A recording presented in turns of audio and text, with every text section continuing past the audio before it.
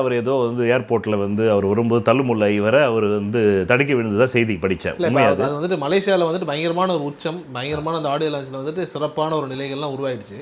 அதை முடிச்சுட்டு வரும்போது வந்துட்டு கந்திஷ்டின்ற மாதிரிலாம் சொல்கிறாங்க. அதெல்லாம் எப்படி உண்மை? அதெல்லாம் அப்படியா? ஆமாம், ஏர்போர்ட்லேருந்து வந்து தடுக்கி விழுந்துட்டு இப்போ கொஞ்ச நாளாக வந்து சர்ச்செல்லாம் மூடிட்டாங்களா? இல்லை, அதெல்லாம் இருக்க தான் செய்யுது. அப்படியா? இது பாஷாவில் கேட்ட கேள்வி தான். யார்? ஜனகராஜ். இப்போ கொஞ்ச நாள் ஆண்டனி பேர், இப்போ கொஞ்ச நாள் வந்து சர்ச்செல்லாம் மூடிட்டாங்களா? ஏன் கிறிஸ்டின்னா கோயிலுக்கு வரக்கூடாதா? வரலாம், ஆனால் நீ வரும்போது வச்சிருந்த சிவப்பு கலர் பை அது எங்கே அப்படின்னு கேட்குற மாதிரி தானே இருக்குது. இது புரியுதா உங்களுக்கு?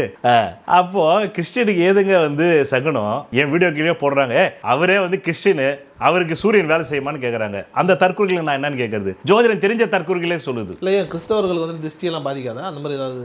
இல்லைங்க, மனிதனை பாதிக்கும். திருஷ்டி என்பது உங்களுக்கு சயின்ஸு. உங்களை பார்த்து நான் ஆனா என் அண்ணன் எண்ணெய் அலைகள் உங்களை தாக்குது. நான் உங்களை பார்த்து ஆனா உங்கள் எண்ணெய் அவங்க சொல்கிறாங்கல்ல. இப்போ நம்ம வீடியோ கீழே வந்து ஜோசியம் வந்தெலாம் வந்து கிறிஸ்துவன் பழி நீங்கள் பார்த்துருப்பீங்க. கிறிஸ்துவனுக்குலாம் ஜோசியம் பழிக்காதுன்னுவாங்க. ஜோசியம்னா என்னன்னே தெரியாமல் அந்த தற்கொலைகள் வந்து கமெண்ட் போடுது. ஜோதிடம் என்பது சூரியனிலிருந்து வருது. இப்போ இஸ்லாத்துக்குன்னு ஒரு சூரியன் இருக்கா? இல்லை.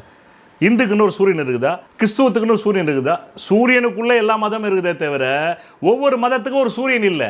அப்போ சூரியனை வச்சு தான் ஜோசியம் இருக்குதுன்றதே இந்த தற்கொலைகளுக்கு தெரிஞ்சுக்காம கமெண்ட். இது ஒரு பைத்தியம். எப்படி அதிமுக பைத்தியம், தாவேக பைத்தியம், திமுக பைத்தியம், நாம் தமிழர் பைத்தியம் அப்படின்ற மாதிரி, கட்சி பைத்தியன்ற மாதிரி, அரசியல் பைத்தியம்ன்ற மாதிரி இது கமெண்ட் பைத்தியம்.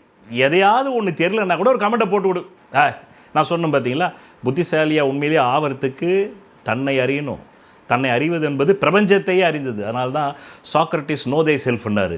பித்தகோரஸ் என்ன சொன்னார்?